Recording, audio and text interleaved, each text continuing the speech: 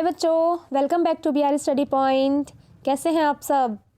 अगर आप लोगों को मेरे लेक्चर्स समझ में आते हैं, मेरी वीडियोस समझ में आती हैं, then please like the video and subscribe to my channel and also press the bell icon ताकि आपको लेटेस्ट अपडेट मिल सके मेरे चैप्टर्स की। और मैं पूरी कोशिश करूँगी जल्द से जल्द अपनी क्लास 8 की साइंस हम पूरी कर लें, और मैं अपनी तरफ से अपना बेस्ट दे रही हूँ आपको हर चैप्टर अच्छे से समझाने के लिए। Then please I just need some support. So आज हम पढ़ेंगे क्लास 8 की साइंस का चैप्टर नंबर 4 तक हमने कंप्लीट कर लिया है हमारा। आज हम पढ़ेंगे chapter number 5, conservation of plants and animals. चलिए पढ़ते हैं। We saw in class 7 that Paheli and Boojho had visited the forest along with professor Ahmad and Tibu. Paheli और बूझो अपने प्रोफेसर अहमद और टिबू के साथ कहाँ गए थे? फॉरेस्ट गए थे, मीन्स जंगल गए थे। They were eager to share their experiences with their classmate, और वो अपना एक्सपीरियंस अपने क्लासमेट के साथ शेयर करना चाहते थे। इसमें यही है। आगे देखते हैं। Deforestation and its causes. Deforestation क्या होता है और उसके कॉजेज क्या क्या होते हैं? क्या होता है डिफोरेस्टेशन और किस किस वजह से होता है? चलिए देखते हैं। A great variety of plants and animals exist on earth. Earth पर बहुत ज़्यादा वेराइटी है प्लांट्स की, एनिमल्स की, जो एग्जिस्ट करते हैं। ठीक है। They are essential for well being and survival of mankind. और ये ज़िंदगी चलाने के लिए, इंसानों के लिए भी बहुत ज़्यादा ज़रूरी है। प्लांट्स और एनिमल्स की जो इतनी ज़्यादा वैरायटी है, ये सारे ऑर्गेनिज्म मैनकाइंड के लिए, मीन्स इंसानों की लाइफ के लिए बहुत ज़्यादा ज़रूरी हैं और फ़ायदेमंद भी हैं। ठीक है। Today a major threat to survival of this organism is a deforestation. जी, आजकल क्या है, जो इन ऑर्गेनिज्म का सर्वाइवल है, जो इतनी ज़्यादा वैरायटी प्लांट्स की है, एनिमल्स की है, इन सब का सर्वाइवल करने के लिए इन सब के पास एक परेशानी है। वो क्या है? डिफोरेस्टेशन। अब ये डिफोरेस्टेशन होता क्या है? चलिए देखते हैं इसको। Deforestation means clearing of forest. जी, डिफोरेस्टेशन का मतलब होता है फॉरेस्ट को क्लियर कर देना, मीन्स जंगलों को साफ कर देना। अपने फ़ायदे के लिए इंसान क्या करते हैं? जंगलों को साफ कर देते हैं, फॉरेस्ट को साफ कर देते हैं। And using that land for other purposes, और उस लैंड को किसी और काम में यूज़ करना, मीन्स जो हमने जंगल पूरा साफ करा है, उस लैंड को, जो हमें लैंड मिला है, उसको अपने पर्पज़ के लिए यूज़ करना, अपने किसी काम के लिए यूज़ करना। और जो हमने जंगल साफ करके जो भी हमें वुड मिला है, उसको भी अपने फ़ायदे के लिए यूज़ करना। इसी को क्या कहते हैं? डिफोरेस्टेशन। पूरे फॉरेस्ट को क्लीन कर देना। Trees in the forest are cut for some of the purposes mention below. किस किस काम के लिए लोग डिफोरेस्टेशन करते हैं? हम इंसान जो है क्यों करते हैं deforestation? Procuring land for cultivation. सबसे पहली बात, जो हमने वो लैंड क्लीन करा है, जहाँ से हमने फॉरेस्ट क्लीन करा है, हमें लैंड मिल जाता है। काहे के लिए लैंड मिलता है? कल्टीवेशन के लिए लैंड यूज़ किया जाता है। Building houses and factories. Houses बनते हैं, फैक्ट्रीज बनती हैं उन जगहों पर। मेकिंग फर्नीचर और यूजिंग वुड एज फ्यूल। और जो वुड मिला है उससे हम लोग फर्नीचर बनाते हैं और उसे एज अ फ्यूल यूज़ करते हैं। आगे देखते हैं।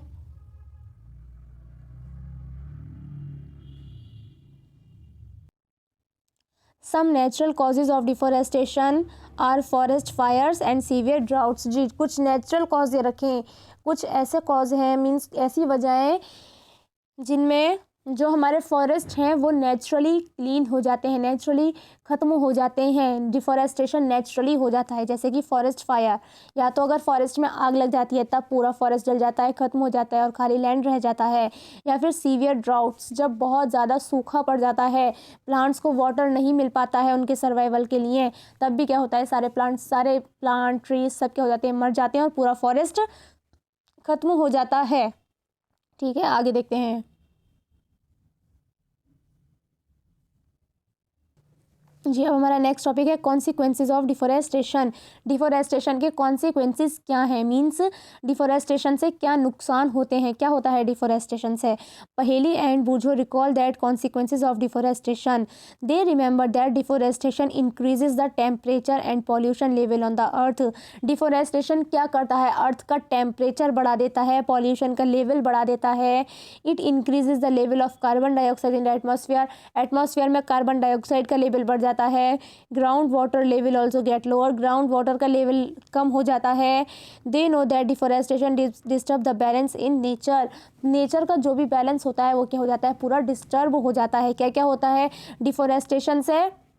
अगर मान लीजिए हम फॉरेस्ट को क्लीन करते रहें, हम फॉरेस्ट साफ़ करते रहें, तो क्या हो जाएगा, अर्थ का टेम्परेचर बढ़ता रहेगा। ये मीन्स अर्थ पर गर्माई और ज़्यादा बढ़ती रहेगी, तापमान बढ़ता रहेगा।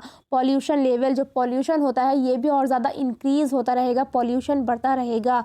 Ground water level gets lower, जी जो ग्राउंड वाटर है वो क्या होता रहेगा, कम होता रहेगा। मीन्स जो पीने वाला पानी है उसका लेवल भी क्या होता रहेगा, कम होता रहेगा। और उसके अलावा और कार्बन डाइऑक्साइड का लेवल हमारे एनवायरनमेंट में बढ़ता रहेगा, जिसकी वजह से क्या होगी, ग्लोबल वार्मिंग होगी। क्या होती है ग्लोबल वार्मिंग, हमने पिछले चैप्टर में पढ़ा था। क्या होता है एक्चुअली, डिफोरेस्टेशन से हमारा पूरा क्या बोलते हैं, नेचर का पूरा बैलेंस ही बिगड़ जाता है। मीन्स जो हर चीज़ बैलेंस्ड होकर चल रही थी वो पूरी क्या हो जाती है, बिगड़ जाती है। They were told by professor Ahmad that if cutting of trees continues rainfall and fertility of soil will decrease. बच्चों ने professor Ahmad they were told by professor Ahmad ने बच्चों को बताया that if cutting of trees continues, अगर पेड़ों का काटना यूं ही कंटिन्यू चलता रहा, अगर डिफोरेस्टेशन इसी तरह चलता रहा, rainfall and fertility of soil will decrease. Rainfall means बारिश जो होती है वो क्या हो जाएगी, बहुत ज़्यादा कम हो जाएगी। सॉइल की फर्टिलिटी भी बहुत ज़्यादा कम हो जाएगी। ठीक है, आगे देखते हैं। Moreover there will be increase chances of natural calamities such as floods and droughts, और इसकी वजह से क्या होगा, नेचुरल कैलेमिटीज़ के ज़्यादा चांसेस हो जाएंगे, जैसे कि फ्लड्स, बाढ़ आने के ज़्यादा चांसेस बढ़ जाएंगे, ड्राउट्स, सूखा पड़ने के ज़्यादा चांसेस बढ़ जाएंगे। अगर इसी तरह हम लोग फॉरेस्ट को क्लियर करते रहे तो नेचर का सारा बैलेंस इधर उधर हो जाएगा। Recall that plants need carbon dioxide for photosynthesis. Fewer trees would mean less carbon dioxide will be used up. जी हमें ये तो पता है कि जो प्लांट्स हैं वो कार्बन डाइऑक्साइड का यूज़ करते हैं, काय के लिए, फोटोसिंथेसिस के लिए। कौन यूज़ करते हैं, प्लांट्स। अब जब हम प्लांट्स ही कम कर देंगे, अब हम फॉरेस्ट ही क्लीन कर देंगे, हम ट्रीज़ ही कम से कम कर देंगे, तो इसका मतलब है कम से कम कार्बन डाइऑक्साइड यूज़ होएगी। प्लांट्स के द्वारा कम से कम कार्बन डाइऑक्साइड यूज़ होएगी, तो बाकी की फिर क्या होगा, कार्बन डाइऑक्साइड हमारे एनवायरनमेंट में बढ़ जाएगी, resulting in its increased amount in atmosphere, जिसकी वजह से क्या होगा, कार्बन डाइऑक्साइड का लेवल हमारे एटमॉस्फेयर में बढ़ जाएगा। This will lead to global warming, और जिसकी वजह से क्या होएगी, ग्लोबल वार्मिंग होएगी। जब कार्बन डाइऑक्साइड का लेवल एनवायरनमेंट में बढ़ जाता है तो क्या होता है, global warming. As carbon dioxide traps the heat rays reflected by earth, carbon dioxide क्या करती है, उसके अलावा जी एक तो ये हो जाएगा, ग्लोबल वार्मिंग हो जाएगी। क्यों, क्योंकि जो ट्रीज़ होते हैं वो कार्बन डाइऑक्साइड का यूज़ करते हैं। जब ट्रीज़ ही कम होंगे तो वो कार्बन डाइऑक्साइड कम यूज़ होएगी, फिर वो हमारे एनवायरनमेंट में ही रहेगी, जिसकी वजह से ग्लोबल वार्मिंग बढ़ेगी। उसके अलावा सेकंड है, carbon dioxide traps the heat rays reflected by earth, carbon जो भी हीट रेज रिफ्लेक्ट होती हैं अर्थ पर को,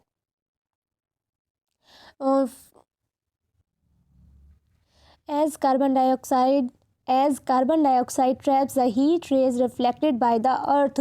जी कार्बन डाइऑक्साइड और क्या करती है, कार्बन डाइऑक्साइड क्या करती है, जो अर्थ पर हीट रेज, यानी जो अर्थ पर हीट की जो रेज रिफ्लेक्ट होती हैं उनको ट्रैप करती है। मीन्स उनको रिफ्लेक्ट नहीं होने देती, उनको अपने अंदर पकड़ लेती है, उनको वापस से जाने नहीं देती है, रिफ्लेक्ट नहीं होने देती है हीट रेज को, जिसकी वजह से क्या होता है, the increase in the temperature on the अर्थ, जिसकी वजह से अर्थ का टेम्परेचर बढ़ जाता है। डिस्टर्ब्स द वाटर साइकिल, और अर्थ का टेम्परेचर बढ़ने से क्या होता है, जो हमारी वाटर साइकिल है उसमें परेशानी होती है। एंड रिड्यूस रेनफॉल, और जो बारिश होती है फिर वो कम होती है, रेनफॉल कम होती है। This could be cause drought, जिसकी वजह से क्या होता है, सूखा पड़ता है। गॉट इट, आगे देखते हैं।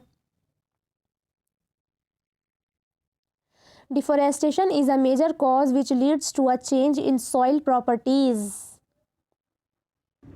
जिस डिफोरेस्टेशन से क्या होता है, जिस सॉइल की प्रॉपर्टीज़ होती हैं वो चेंज होती हैं, सॉइल की प्रॉपर्टीज़ पर इफेक्ट पड़ता है, सॉइल पर इफेक्ट पड़ता है। Physical properties of soil get affected by plantation and vegetation. ये प्लांटेशन और वेजिटेशन से क्या होता है, सॉइल की प्रॉपर्टीज़ पर इफेक्ट पड़ता है। Fewer trees result in more soil erosion, means जब ट्रीज़ कम होंगे तो उसकी वजह से क्या होगा, ज़्यादा से ज़्यादा सॉइल इरोजन होएगा। ठीक है, removal of top layer of soil exposes to lower hard and rocky layer. Soil erosion क्या होता है, सॉइल इरोजन होता है जो हमारी सॉइल है उसकी ऊपर वाली लेयर ख़त्म हो जाती है, जब ज़्यादा से ज़्यादा डिफोरेस्टेशन होगा, सॉइल पर इफ़ेक्ट पड़ेगा, तो उसकी वजह से क्या होगा, सॉइल इरोजन होएगा। सॉइल की ऊपर वाली लेयर क्या हो जाएगी, रिमूव हो जाएगी। फिर क्या बचेगी, नीचे की हार्ड मीन्स कर्री वाली और पत्थरों वाली लेयर बचेगी सॉइल पर। The soil has less humus and is less fertile. और जो सॉइल रह जाएगी वो कैसी रह जाएगी, लेस ह्यूमस मीन्स कम ह्यूमस और कम फर्टाइल सॉइल रह जाएगी। Gradually the fertile land gets covered into desert, it is called desertification. और ऐसे ही धीरे धीरे क्या होता जाएगा, जो भी हमारा फर्टाइल लैंड है मीन्स जो भी हमारा सॉइल वाला लैंड है वो काय में को चेंज हो जाएगा, वो डेजर्ट में को चेंज हो जाएगा, मीन्स रेगिस्तान में बदल जाएगा। It is called desertification. इसको डेजर्टिफिकेशन कहते हैं। ये भी किसकी वजह से हो रहा है, डेजर्टिफिकेशन डिफोरेस्टेशन की वजह से ही हो रहा है। आगे देखते हैं।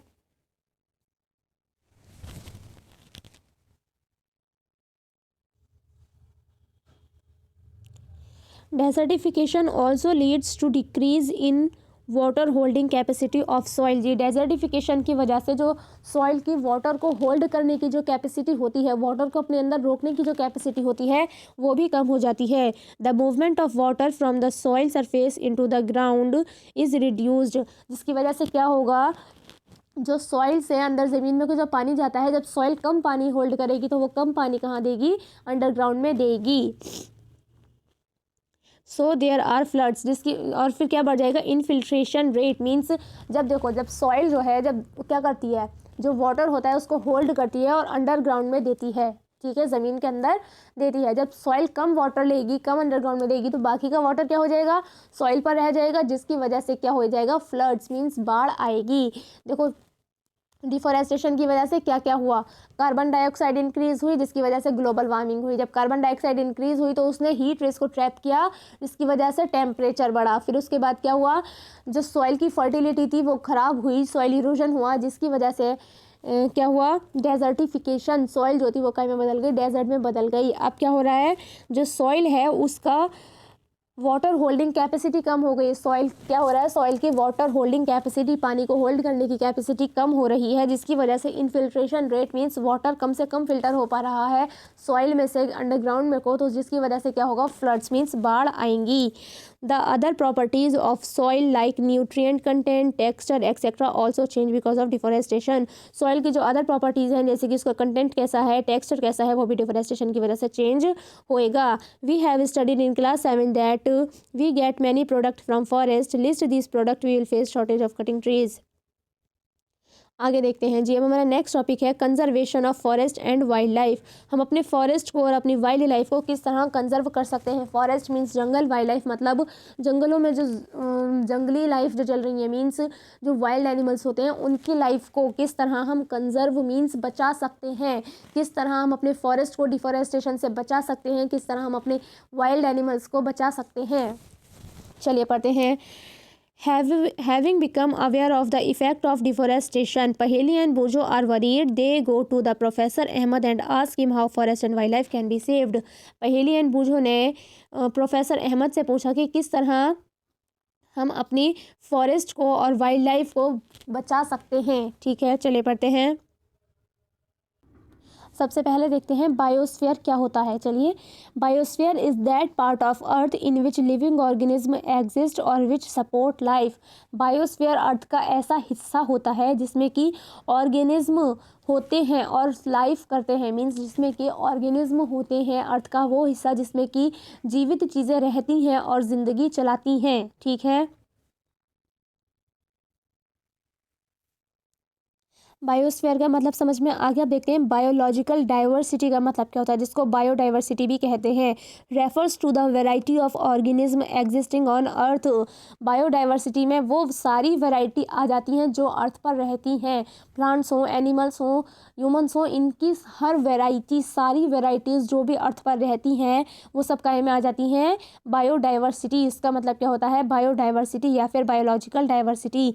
देयर इंटर रिलेशनशिप्स, उन इन सारे ऑर्गेनिज्म की एक दूसरे के साथ relationship and their relationship with environment, और इनकी रिलेशनशिप एनवायरनमेंट के साथ, इस पूरे को क्या कहते हैं, इसको कहते हैं बायोलॉजिकल डाइवर्सिटी या बायोडाइवर्सिटी। एक बार फिर से बताइए किसको, वो सारी वैरायटी जो अर्थ पर एग्जिस्ट हैं और उनकी एक दूसरे के साथ रिलेशनशिप या फिर एनवायरनमेंट के साथ रिलेशनशिप, इस चीज़ को कहते हैं बायोडाइवर्सिटी या फिर बायोलॉजिकल डाइवर्सिटी। चलिए आगे पढ़ते हैं। Professor Ahmad organizes a visit to a biosphere reserve for Paheli Boojho and their classmate. Professor Ahmad ने एक विजिट ऑर्गेनाइज किया कहाँ का, बायोस्फीयर रिजर्व का, किसके लिए, पहेली बुझो और उनके क्लासमेट्स के लिए। He selected a place named Pachmarhi biosphere reserve. कौन से बायोस्फीयर रिजर्व गए वो लोग, Pachmarhi biosphere reserve. He knows that the plants and animals found here are similar to those of upper Himalayan peaks and to those belonging to the lower western Ghats. यहाँ पर कैसे कैसे animals और प्लांट्स थे जो कि हिमालयन पीक्स पर रहते हैं, मीन्स जो ठंडे एरिया में हिमालयास पर रहते हैं उस तरह के प्लांट्स और एनिमल्स भी, और जो नीचे एरिया पर वेस्टर्न घाट्स में रहते हैं उस तरह के प्लांट्स और एनिमल्स भी यहाँ पर मौजूद थे। Professor Ahmad believes that the biodiversity found here is unique. और जो प्रोफेसर अहमद थे उन्हें पता था कि जो पंचमारी बायोस्फीयर रिजर्व है यहाँ पर जो भी बायोडाइवर्सिटी मिलती है वो कैसी होती है, यूनिक, सबसे अलग होती है। He requests Madhav ji a forest employ. उन्होंने एक माधव जी थे जो कि फॉरेस्ट के एम्प्लॉय थे, उनसे कहा to guide the children inside the biosphere reserve, कि वो बच्चों को गाइड करें बायोस्फीयर रिजर्व के अंदर। He explain that preserving areas of such biological importance make them a part of our national heritage.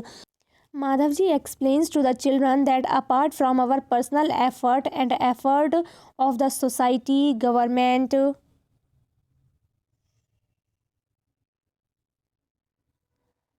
agencies also take care of forest and animals। उन्होंने बताया कि उनके अलावा भी जो सोसाइटीज़ हैं, गवर्नमेंट की एजेंसीज़ हैं, वो भी क्या करते हैं, फॉरेस्ट और एनिमल की केयर करते हैं। The government lays down rules. Government ने कुछ रूल्स बना रखे हैं, जो भी प्लेसेस होती हैं जहाँ पर कि प्लांट्स और एनिमल्स को कंजर्व किया जाता है, मीन्स संभाल कर रखा जाता है, फॉर एन एग्जाम्पल बचा कर रखा जाता है। जैसे कि अभी हमने देखा था पंचमारी बायोस्फीयर रिजर्व, जहाँ पर क्या बोलते हैं, प्रोफेसर अहमद बच्चों को लेकर आए हैं। वो भी क्या है, एक ऐसी जगह है जहाँ पर के प्लांट्स और एनिमल्स को कंजर्व करके रखा जाता है।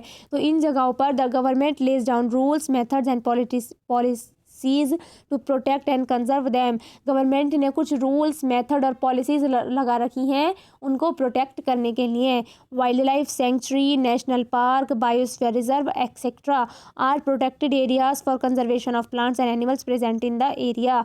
जी, जिस एरिया में प्लांट और एनिमल प्रेजेंट होते हैं उनको कंजर्व करने के लिए ये जगहें होती हैं। एक होता है वाइल्ड लाइफ सेंचुरी, क्या, wild life sanctuary.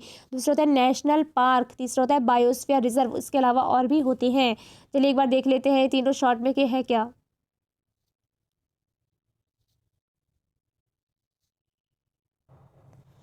To protect our flora and fauna their habitat. जी, एंड देयर हैबिटेट, हमारे फ्लोरा और फौना को प्रोटेक्ट करना और उनके हैबिटेट को प्रोटेक्ट करना भी। फ्लोरा और फौना क्या है, फ्लोरा कहते हैं जितने भी वैरायटी के प्लांट्स मौजूद हैं, एक ऐसा एरिया जहाँ पर के प्लांट्स मौजूद होते हैं उसको कहते हैं फ्लोरा, और एक ऐसा एरिया जहाँ पर एनिमल्स मौजूद होते हैं उसको कहते हैं फौना। मीन्स सारे प्लांट्स, एनिमल्स और उनके हैबिटेट, मीन्स उनके जीने के तरीके को प्रोटेक्ट करना, प्रोटेक्टेड एरियाज कॉल्ड। और उन्हीं ऐसे एरिया जो उनको प्रोटेक्ट करते हैं उनको क्या कहते हैं, वाइल्ड लाइफ सेंचुरी कहते हैं, नेशनल पार्क कहते हैं, बायोस्फीयर रिजर्व कहते हैं। क्या कहते हैं, किस चीज़ को कहते हैं, चलिए एक बार फिर से देखते हैं। हमारे प्लांट्स और एनिमल्स और उनकी लाइफ को प्रोटेक्ट करने वाले एरियाज़ को क्या कहते हैं, वाइल्ड लाइफ सेंचुरी कहते हैं, नेशनल पार्क कहते हैं या बायोस्फीयर रिजर्व कहते हैं।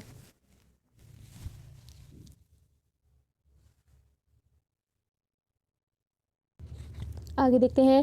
Plantation, cultivation, grazing, felling trees, hunting and poaching are prohibited hair.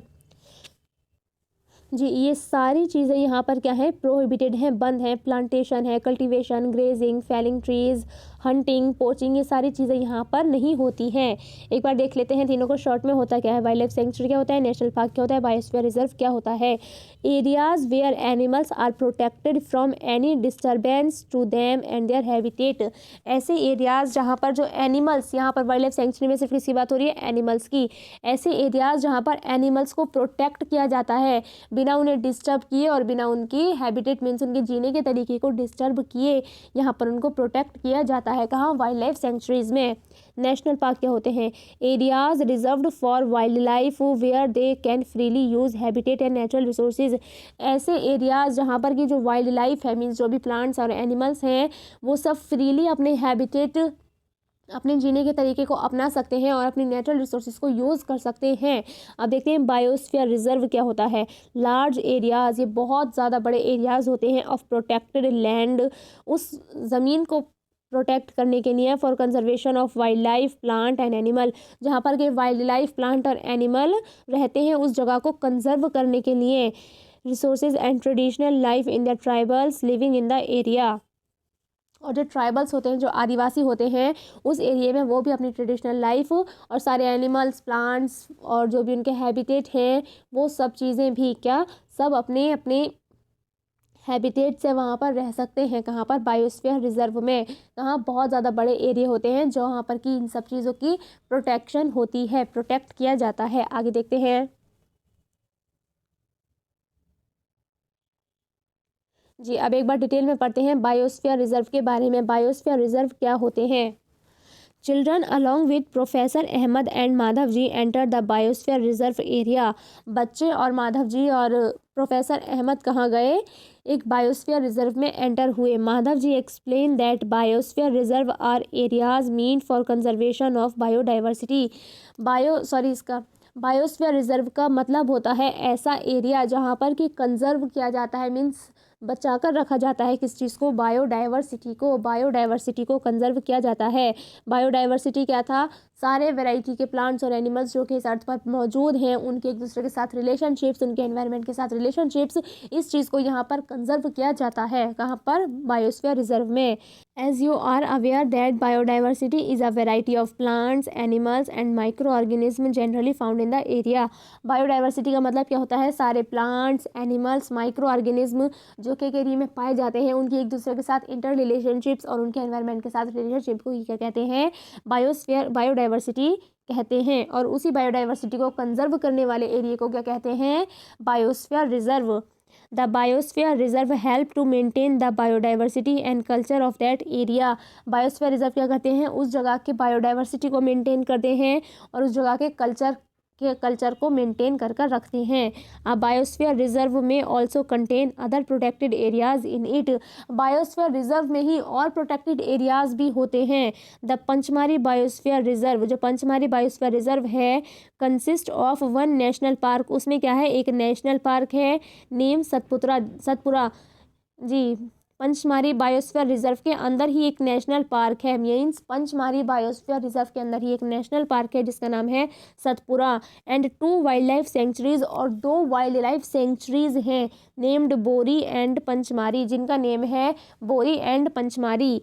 Means Pachmarhi biosphere reserve के अंदर एक नेशनल पार्क है और 2 वाइल्ड लाइफ सेंचुरी हैं। नेशनल पार्क का नाम है सतपुरा और वाइल्ड लाइफ सेंचुरी का नाम है बोरी एंड पंचमारी। आगे देखते हैं जी। फ्लोरा एंड फौना क्या होता है, फ्लोरा एंड फौना इसको पढ़ते हैं। As the children walk around the biosphere reserve they appreciate the green wealth of forest.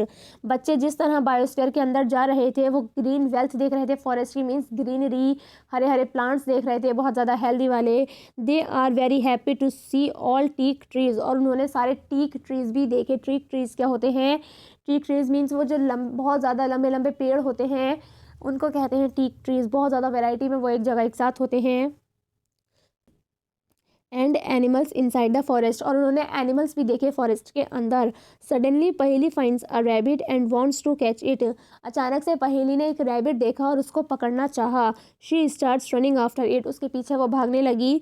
Professor Ahmad stops her, professor Ahmad ने उसको रोका।